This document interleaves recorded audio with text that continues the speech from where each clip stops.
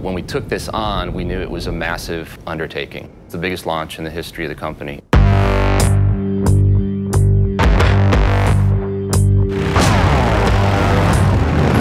One of the primary ethoses that we follow is form follows function, but both report to emotion. You have to really look at every element of the motorcycle and execute it in a way that speaks to our ethos, which is authenticity, 115 years now of legacy.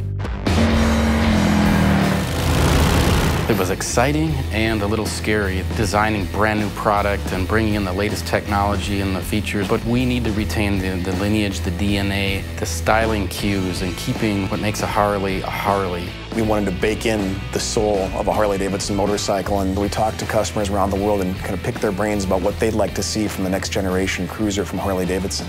They want tradition, but they also want technology.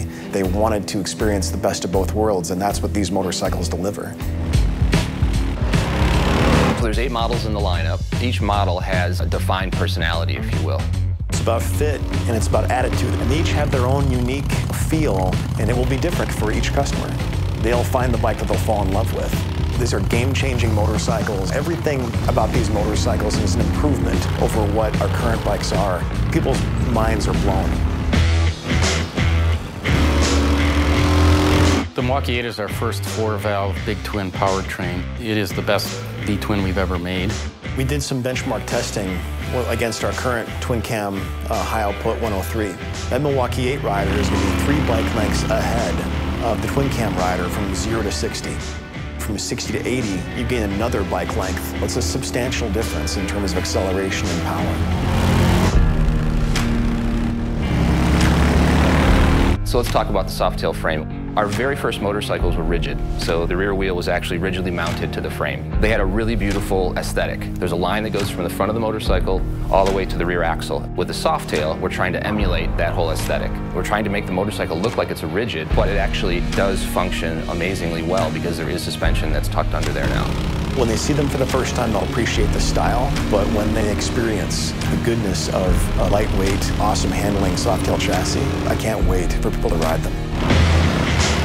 One of the things we've achieved, I think, is a perfect balance of the best of Softails and the best of Dynas. That classic hardtail look, that hidden suspension, right?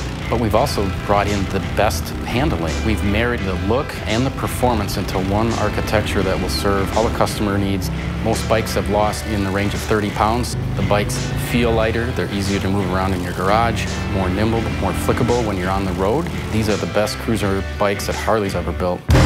It's amazing, absolutely amazing, the work that's been done and what we've achieved, because the bikes are beautiful, they're executed just in such a premium way. And then they just ride. They ride amazingly well.